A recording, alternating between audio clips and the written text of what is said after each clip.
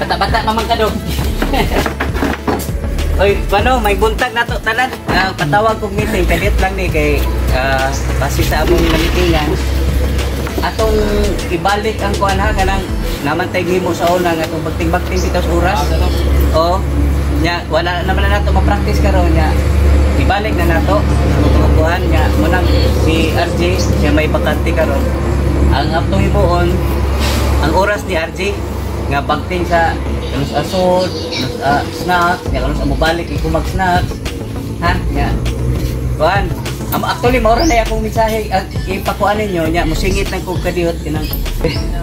Di actually kaniya di mo kay buong sa una amo gini siyang gihimo nya nawala na ba kay siguro. Mabitaw na sa una oh. Daghan mga bagtingan. Daghan sa tong tao sa una. Sa kulang na mabuan na siya kay itong wali gamay na lang ang construction. Sa niper di mo na buto. O kani nga ano Ay bungoy pre bungol. Ang hapa kana niya kung ano kanang kabilya. Kabilya. Dire na dapat may utang ko dire. Basta pre, nabis to mo pre, nami dala. Kinsi na, balik kami sa agyan. Oh, pwede ba? Na po yung say, na po day importante kay reklamo. Kinsa ko na to nang soft drink ng gibita. Oh, ay gito kan. Nandito na guys ano. Sira na. Wala.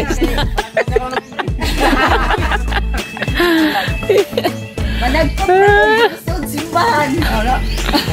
Siguro mo kailangan nila, okay lagi na. Nya saman, kadang Tapar gid ka namo.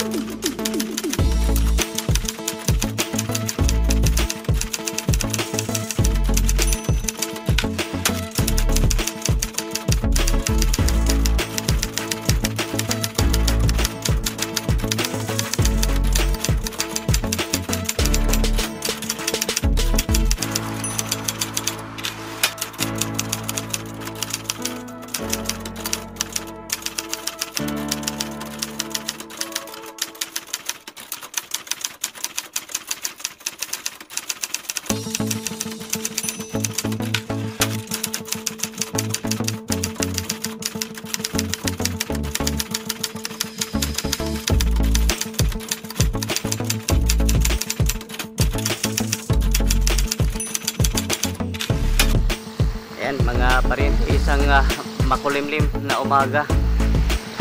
Time check, alas 8. Ayan. Ay, sisilipin natin. Ito yung ating pinahahanda na linyada po na ating drip irrigation. Andoon mamaya pupuntahan natin.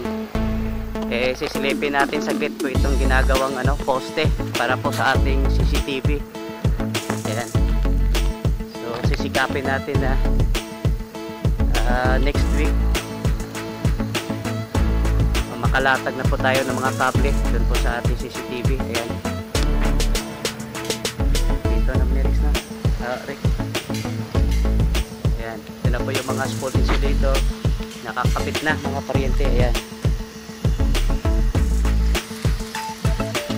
So karon kuan pa man Miyerkules malubong ni ay maabotong kuan kabilyada kay naman ni puting putingan ni nato pila pa may puting hay mo dia ko rano maligi watay pangita dito kay basig narate bisag bububo ra ko no sige. Ayan mga parente, sana maitayo na po itong yung mga posting ngayong linggo para next week makalatag na po tayo mga kable. Ayan. At sisilipin na rin po natin ito pong pinahahanda ko na yung linyada. Yung main source po ng ating gawing drip irrigation system. Ayan.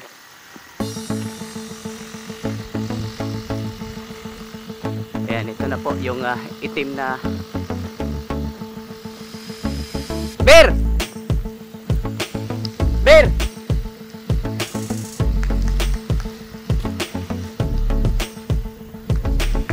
Ber! Ber! Uno ra man lagi ni. At standby day uno.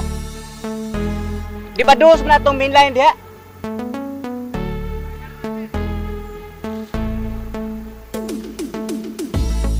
Oh.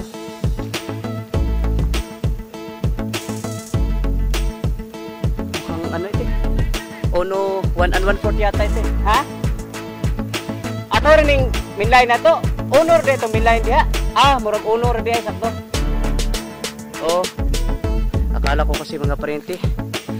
Didos po yung ating mainline. Kaya nagulat nga ako, medyo malit.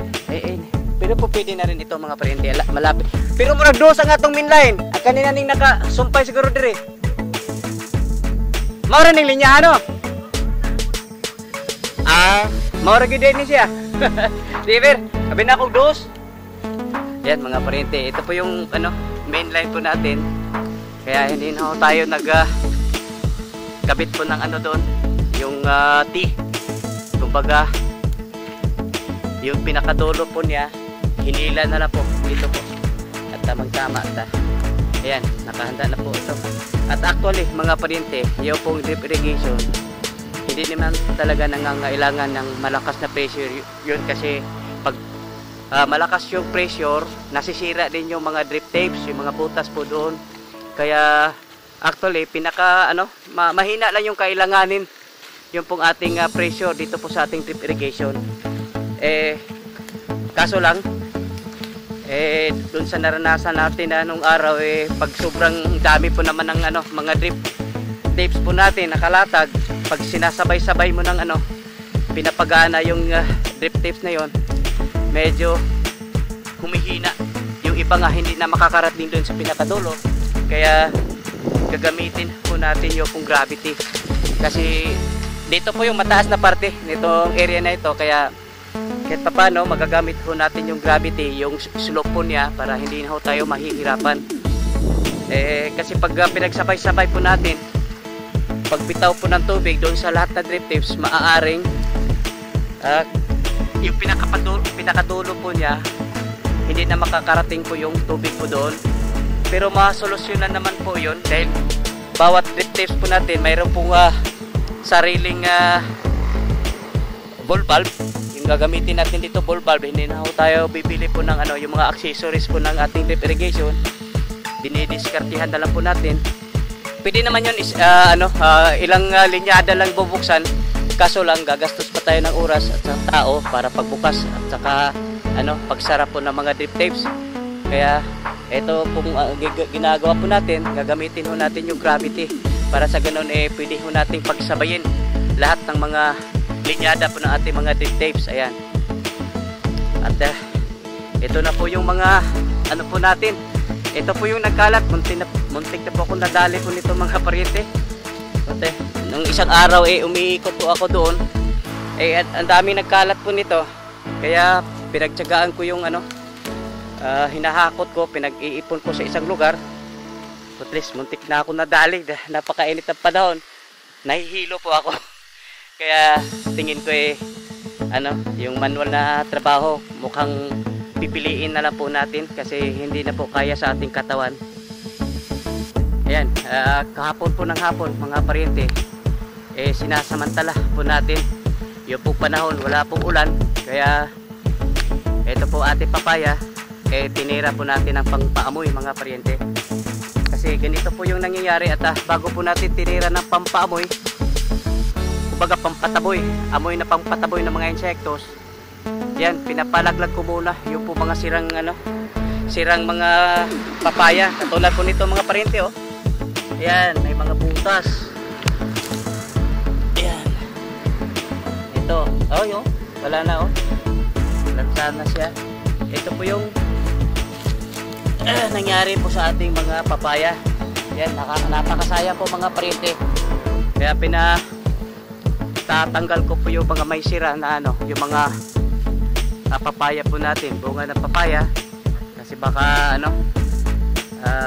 palipat-lipat lang po doon yung mga insektos.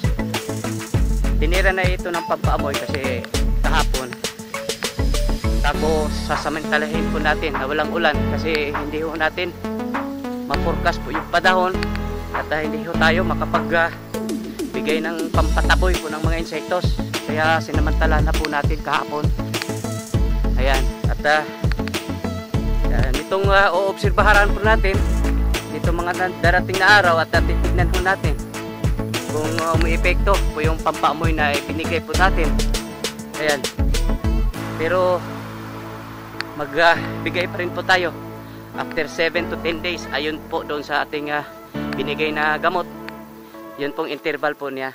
Maring sa sunod na linggo bibigyan pa rin po natin sila ng pampaamoy, kasi kung hindi baka mamaya bumabalik lang. At sinamahan na rin po natin ng Mancozeb, yung pong fungicide. Ayan, at oobserbahan po natin ito kung umiepekto po yung ating binibigay na pampaamoy, kumbaga pampataboy ng mga insektos. Kasi napakasaya po mga paryente. Akala po kasi nung araw mapapanatilihin natin po silang organic, na hindi ho tayo magbibigay ng anumang mga pampataboy o pampamoy po nila ng mga insektos. Kaya tingin ko kung ipagpatuloy po natin po yung na hindi ho natin sila bibigyan ng pampaamoy, wala ho tayong maaani. Ayan, kung mayroon man, napakapangit po ng ating produkto mga paryente. Ayan, ito na rin po pala yung ating dragon fruit. Yung mga paryente napaka inatake. Noon pa ito mga paryente, inatake po tayo ng yung fungus po dito. At ito naman po yung endemic. Hindi lang po dito po sa ating yung dragon fruit po natin, pati na rin po yung mga katabing matagal nang nagda-dragon fruit. Ito po yung kanilang mga suliranin mga paryente. Ito kasi yung dragon fruit, yung sakit po nito kung hindi fungus, yung langgam. Kaya pag may pagkakataon po tayo, yung gagawin ko po rito, po tayo, replanting. Pero hindi ho natin pagsabayin. Siguro mga ilang poste lang gagawin ho natin. Mag-cut po tayo ng mga magagandang cuttings po mga paryente, at ibabad po natin saglit sa fungicide. Tapos aalagaan na natin. Regular na po yung pagbigay po natin ng fungicide, kasi ito lang naman yung sakit po ng dragon fruit. Kung hindi atakihin ng langgam, fungus. Yan. Pero kahit papano mga paryente, ang pangit po ng ating dragon fruit, pero nakapagbigay pa rin po siya ng bunga mga paryente. Na po tayo, ilang harvest po natin. Ilang harvest na po tayo ngayong season na ito. Kahit ganito po yung kalagayan po ng ating dragon fruit. Kaya pag medyo nakakalawag na po tayo, mag-umpisa po tayo rito kahit ilang poste lang, kahit 3 hilera na poste dito lang banda, mag-umpisa po tayo mag-replanting. At bago natin itanim, yun na nga, ibabad muna natin sa fungicide para maprotektahan na po siya. Ayan. Yan mga paryente, iikot po tayo dito po sa ating manukan. Gawin ho natin itong regular yung pag-iikot para naman po mamanmanan yung pong ating katiwala po rito. Kasi ayan, ito po yung layers po natin. Ma-monitor po natin yung kung ginagawa po na ating katiwala po rito, dahil kumbaga yung performance po ng ating manukan hindi maganda mga paryente. Kaya kinausap ko na siya kahapon. Ayan, kailangan ayusin po yung trabaho po niya, kaya kung hindi walang kwenta yung pong pagka-antay po niya. Ayan, kaya maganda regular yung pag-iikot po natin dito para makikita po niya yung yan, mayroong isang asarigi kang mortality diri day. Ha? Alayer? Yan, may isang mortality dito rito mga paryente. Galing po sa ating layer. Ayan, ito po yung isang area po na ating layers. Ibang iba na po mga paryente. Wala na akong gaanong amoy. Kaya kailangan talaga regular yung pagpalit ko ng ipa, yung pong rice hull. Ayan. Day, napalagi gyapoy nagsuri-suris gawas, day. Napagyapoy nagsuri-suris gawas. Ha? Yan.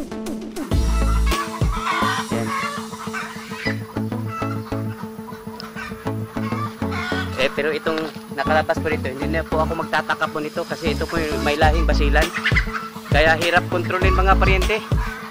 Maliliksi yung mga basilan. Ayan oh, mga basilan po ito. Ayan. Day, para di siya kagawas ba, napamantay net. Butangan tanig net, ubos. Ha? Para dili mo kuhan kayo. May tabon ay mo gawas laki yung mga abdag sunoy. Amo na po mo. Ipatao rin sa atong maintenance na pamantay kitong green lang kaya para di kita gasto kayo. Ayan, ito po yung mga hindi lang po ito basilan mga paryente, may halong ano po doon no. Makiki, yan po yung ano, lahing Bart Plymouth Rock. Yung pong nakapasok diyan, ay yung nandiyan oh, yung makiki kung tawagin sa amin dito. Pero itong mga lahi po rito, yung mga basilan. At ito naman po yung ating basilan, hinahayaan na lang po natin na mamumuhay ng natural. Kumbaga, yung mga sisiw po nila, pinapahila po natin doon po sa kanilang mga ina. Hindi po dumaan po ito ng ano, yung incubator.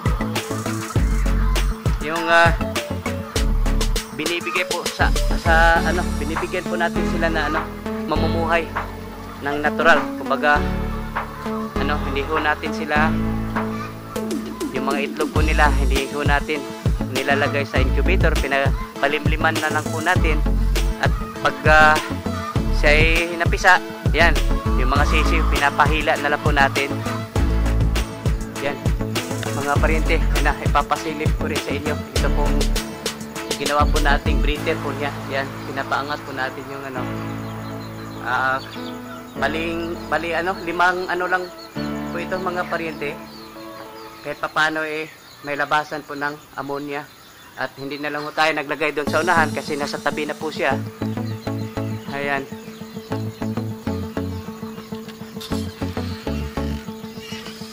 Ayan. At medyo kahit papano po nakakatulong po siya mga paryente.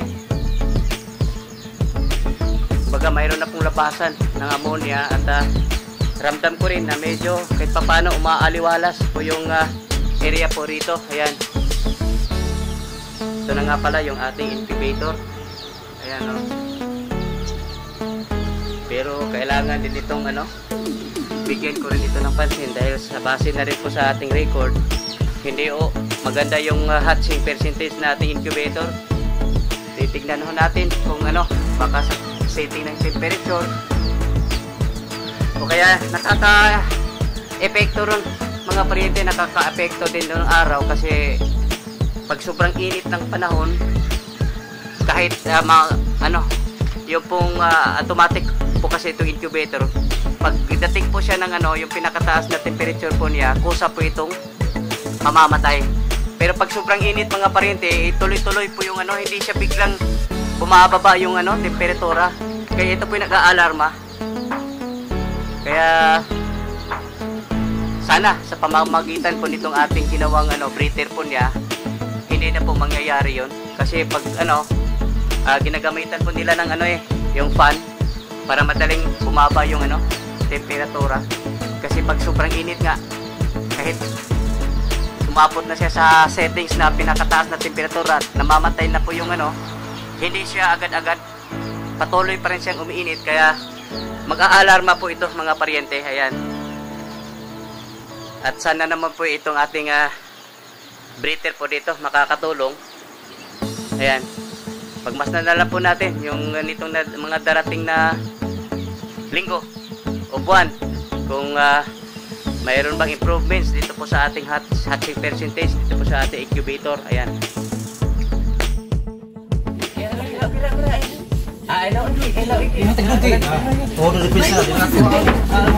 Bata-bata pa man ka do.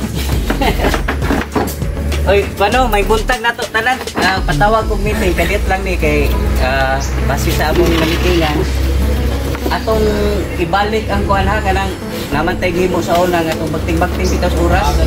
Oh, nya wala naman na nato ma-practice karon nya. Ibalik na nato.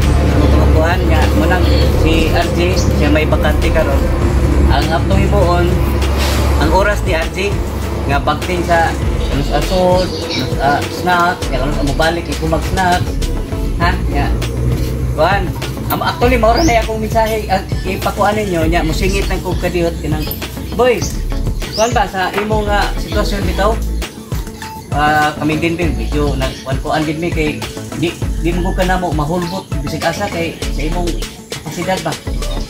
So actually maura na akong concern gyud na moy laing concern lain para Answer ba kanang sama aware lang na sila sama terus gawas kay kana mong lakok mo din ko na basta mas lakok lang magitan mo Oo na dito out na mo dito dili lang na sila ba kay sa may lista mo gid mo na ansa ilang marason sa gawas niya kasi nga question sila dito sa di ilang office hour kuan kita gawas lang sa snack ha snack time allowed na sila pero office hour nga kuan ay kuan nara ka dire nara ka sa tong workplace kanang udto kanang namo gid alas 12 alauna to bilang singkaon gyud aware lang na daan kay okay inyong sa trabaho siyempre trabaho na ilang ilagbo ko o nya ang kanang oras nimo i-synchronize sa kuan gid ha ang oras ko nila ba basi mo oras alas 11 nila alas 12 ada lang base Pagpalit og Rolex pre. Rolex ba? 10 pair naman ka. ikaw ra bay dili ikaw kamo Jonas may mubagting diri sa mga oras gid ha set na mo orasan oh i-synchronize na lang sa kuan kay para dili kita po kitang kuan ato i-synchronize sa oras man ito kasi na di oras sa atong tamla ya doon na pa mo ilay concern awa actually maro kita yung mensahe ra para lang at least ma-formalize pa kay once and mingon yan sad mo nga kapag buo pa ni RJ oy actually kaniya di mo kay buong sa una amo gini siyang gihimo nya nawala lang ba kay siguro Mabita na sa una oh. Daghang mga pagtingan daghang sa tong tao sa una. sa kulang ta mo Nakuan na siya kay itong wali gamay na lang ang construction. sa niper di mo na mo to kani nga ano oh Ay bungol pre, bungol. Kami hapa malaya ano kanang kabilya kabilya Dire na lapit may utang ko dire. Basta pre, namis to mo pre, nami dana. Kinsi na, balik kami sa agyan. oh pwede bag na po yung say na po day importante kay reklamo kinsa kuno to nang soft drink sa Jupita Oh, ay gito ka. nanira na kay sano Sira na. Wala. Managkot na isod simbahan. siguro mo kailan kanila o kailan kanila yan saman kada Eh tapar gid ka namo ani pre. Ida kaning ko ang pabor man dir napita. oy bali na kay O kana mabantangan sa dito ba? oh para makaabot Makapabor sa gapos ya. Tapos sa banukan. Alisod pag ay noon mag kuan ko ang nagdunggan para nako. Madungog. Kasungogit pero ura dunggani mo guys. Ato na ko agatulis sa. Dili daw diri bisag dili kay kuan dito napita. Murag ma Dungog ra. Wa masakit na paon kay dito da amang ni diri. Kanon sagaran dito sila raman. Sana kay may ato duty pre ato alas sabi datang bagtingan. Tulet dunggan. Oh, dunggan. Ako ano na siya tapay.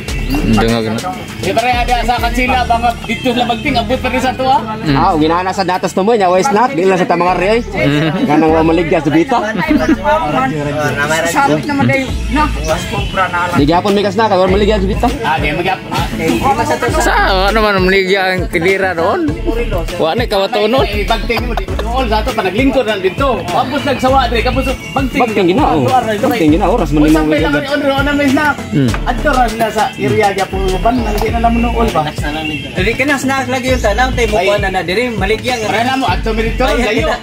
Bagting di naman mi mari kay para sa una bisag napatusibli. Pwede na ka mag magawas ba Day, Kapot mo diri wa naman ginam na lang mi. pwede naman ka maninda kana na may CCTV. Kita naman kasi manguha. Pwede. Maninda. Oh, pwede na na. Pwede na maninda nya libre kawat pud ba? di ba sa tinuod makaayo mo na to diri ano bis mo to pasigawas mo palit og unsay paliton Oh, mas kas naguras. kas Ayaw oras sa utang pod. ay kana wala ko ayo tingig din bayad Bayad. malipay ka na kay di na lang gyud kung bayad Oh, tabla na. Labaw pas kawat. di ba para na ako, okay ra gyud kay ko ana. Kay para din namo gawas dito mga tao. Namo kuan. Usik kay ko. Gasto biya kag oras lakaw lang Gawas dito yung kanayo gasto sa sir. tindahan. Gawas yung gasto. O kasi kasagaran paligid sir, utang rin. Oh, utang ra gyud. Oo, mo sa na. Ay noon. Ay mo din, di ba? Ang mataka din sila. Balik, sir. Utang gid nila mga tindahan. Ay ko ninda ba? Dira meninda niya taday. Kita na meninda day. Usahay ya. Ilalawin, lisuro mo kayo. Sinagilami ay snack ba pati ding kuana wa gid tinda. Di kay kuan man. Ablan ta ng kapayas yung kuan. Kuan biya kay ang ilakaw dito sa gawas. Talaga. Dito, way utang gyud po dito. Palit ka dito. Palit yung ka. Yawa mo kay Utang kas. ka nila manting, utang gid. Asaon na giba naman tali ha. Kaya mo kay mga pating sa. Why? Antod karon dai pagkabayan ubos.